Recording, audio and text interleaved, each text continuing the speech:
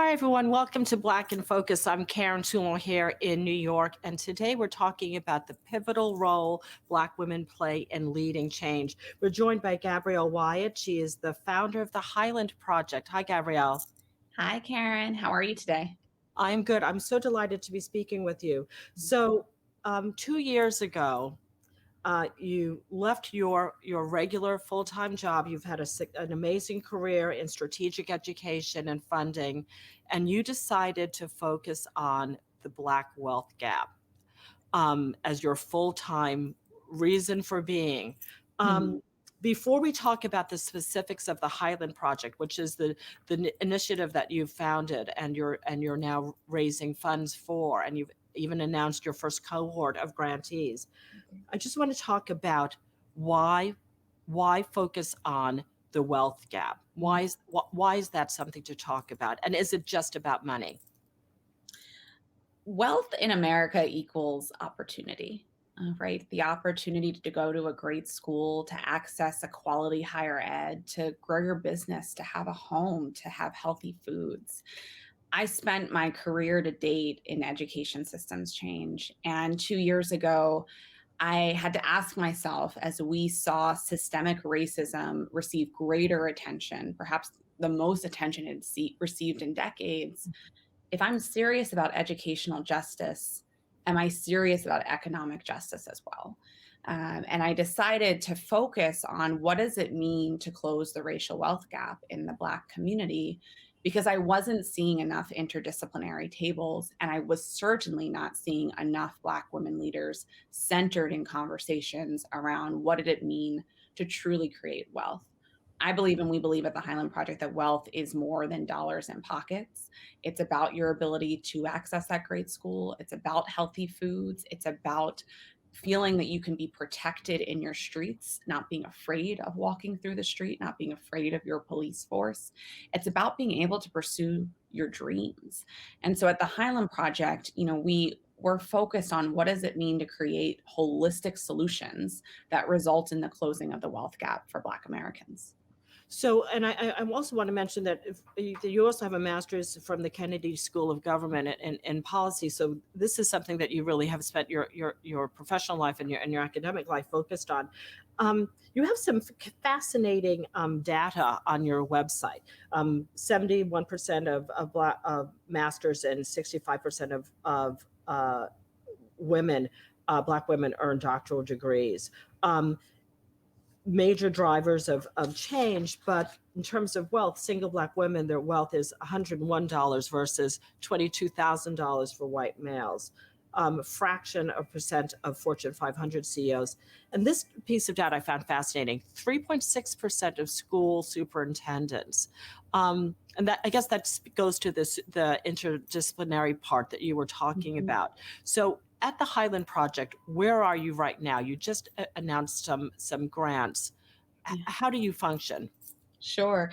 So as you named, we're a nonprofit, and we are unapologetically focused on centering Black women who are powerful change makers in communities, systems, and institutions across the country, who are creating multi-generational wealth and change in their community. We look to support a pipeline of women every year, 15 women across the country. We prioritize our recruitment in the South, Midwest, and Mountain West because we know those are the communities furthest removed from philanthropic and social capital. We prioritize investing in the solutions that they're leading, and most importantly, investing in their well-being. And so you talk about that 3.6% school superintendent stat. My hunch is it's much lower after the last 2 years that we have, because we are not sustaining the very well-being of Black women leaders. And so you ask what's ahead. We just announced on Giving Tuesday our first round of investments. We're investing 2.5 million. 1.5 of that is direct into the hands of leaders to scale their legacy building visions. And what they'll be experiencing over the next 18 months is, frankly, an unapologetically focused program on their own well-being. How are they preserving themselves in this work that is hard? We wouldn't be here if it wasn't hard, if it wasn't multi-generational work. So we're focused on what does it mean to sustain them? What does it mean to continue to tap into their individual power? But most importantly, what does it mean to tap into the collective power? And that's what gets me most excited about what's ahead, because I don't believe that there have been many spaces ever before created like Highland, where we're taking interdisciplinary leaders who are best in their fields, and one, giving them trust and capital that actually helps them to pilot, to experience failure, the good failure, and to scale what's working, and be paired with a cohort of 14 other leaders who are also focused on the same multi-generational change that they're waking up every day thinking about. And so each of the 15 gets $100,000 of unrestricted funds, and then there's another million that goes across all of the cohort for training and other support. Can you give us some examples of just one or two of the women and their organizations that are getting this, almost these genius type grants? Sure. Yeah. So you're right. We are creating the Macarthur Genius Award for Black women. What excites me the most about our first cohort of women is it reflects our definition of wealth, which is that it's beyond dollars in pocket. So I think about leaders like Shelley Jackson, who's based out of Arizona. Her day job at Instituto is organizing BIPOC communities against racial justice goals and strategies. But she also sits on an elected school board position, and because she knows that to create the type of change we need not only organized communities, but we need changes in policy. I think about Aisha, who's based out of Jackson, Mississippi, who is piloting guaranteed income for Black women in her community and seeing incredible results. I think about Kaya Henderson, who was formerly the chancellor of Washington, D.C., who is unapologetically focused on ensuring our history of Black Americans isn't erased in her new organization, Reconstruction. Wow. And so let's talk about your donors. Who so far has supported you? Who are you hoping to get funding from? You know, Mackenzie Scott is a big name that's out there making really interesting donations to a lot of smaller and grassroots organizations. Melinda Gates as well. Who are your donors, and why do they come to you? Right. So we are raising a 5-year, $13.5 million fund right now. We've raised $3.5 million to date from local and national institutions.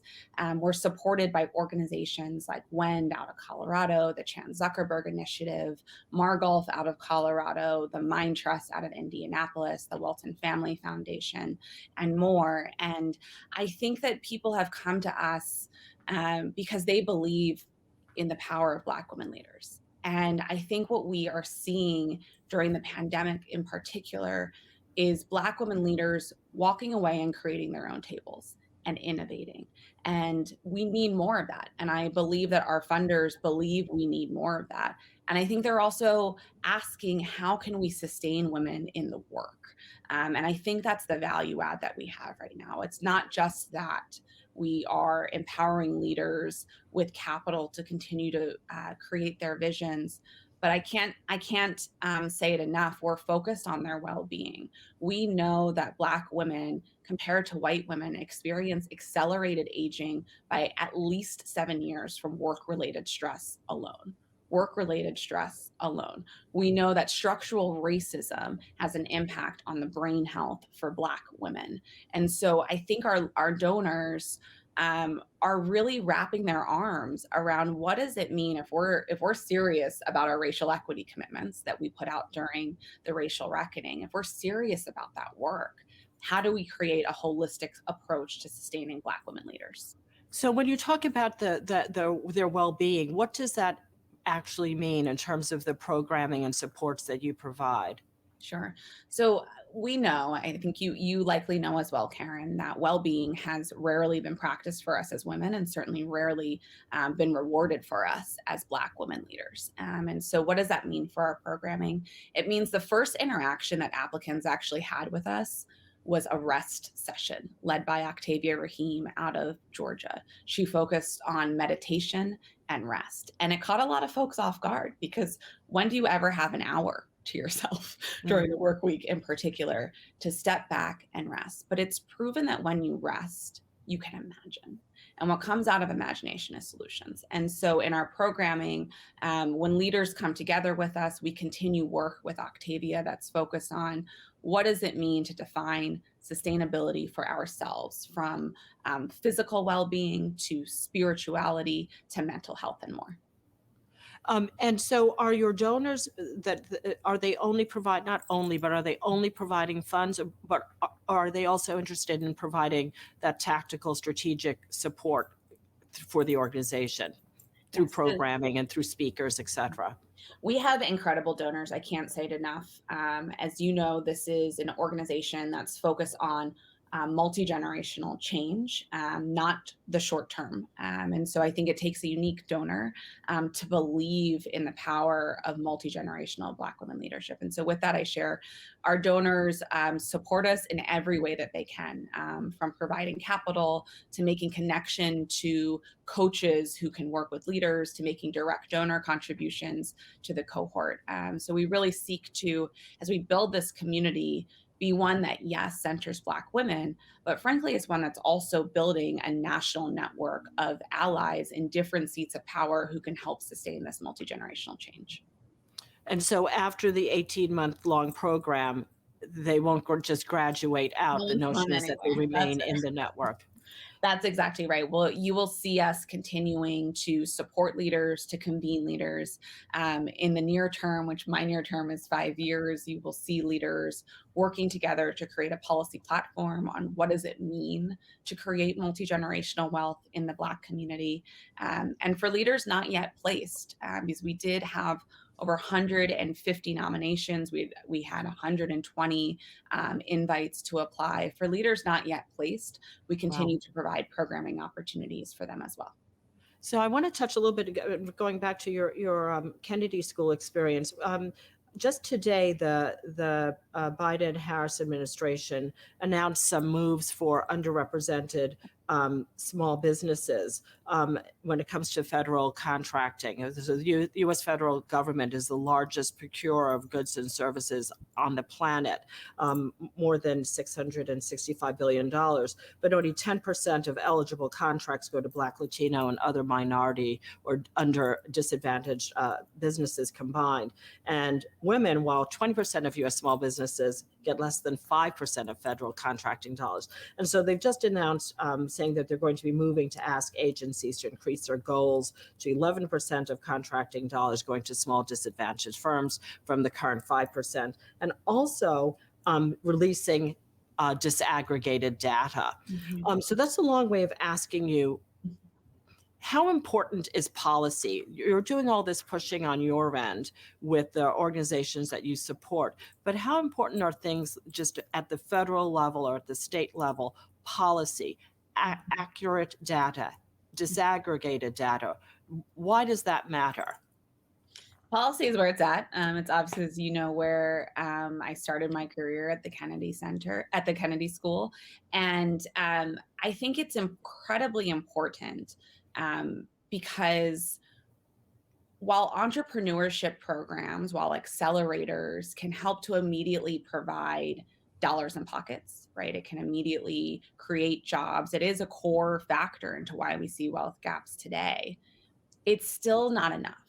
If you don't have access to a great public education that you can afford, if you're not taught by leaders who look like you, which is proven to make a difference in how you're achieving in school, you will not have access to those accelerators that are being offered right now, right? It is too far of a chance, right? There's not as much opportunity. And so I think policy is incredibly important because if it's not centering Black women and other underinvested in communities, we're not going to actually see long-term change. And so at the Highland Project, that's why you constantly hear us talking about structural change. We think about policies, practices, resource flows, and power dynamics.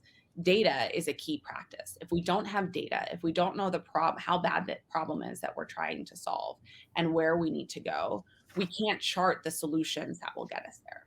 But I'll also say that we need more than data, right? We need quick action that results in change.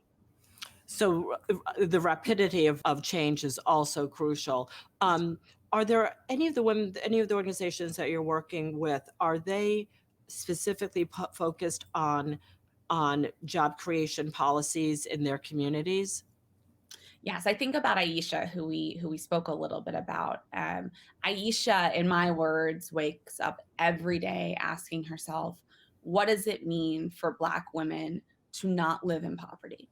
What does it mean for Black women to not live in poverty, but to truly be centered and honored as key economic engines and lifeblood for their community?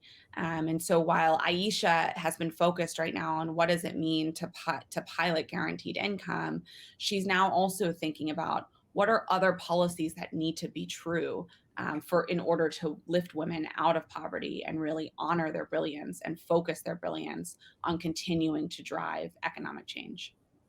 And so you have a 5-year plan. You're in year one of it, I guess. What is and this isn't a trick question, but what does the realistic future look like to you? What are the milestones? What is success going to look like to the Highland Project? Sure. First, success looks like raising our first fund.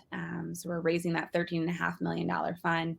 We're looking to close on the next 10 million so that we can provide capital and resources for 4 additional cohorts of leaders across this nation. We're looking to continue to do work with Cornell Belcher of Brilliant Corners Research and Strategies that focuses on what exactly do Black women want and need, what are their aspirations around wealth creation. We had a groundbreaking poll this summer of over 700 Black women across the country, and we asked them just that. We asked them what they needed political and other leaders to be focused on in order to create real change. What you'll see from us is us doing that survey every year because we believe we need to shine a light on that data. What was the highlight of what were the top 2 or 3 issues that the survey raised up as being important to women, Black women? Sure.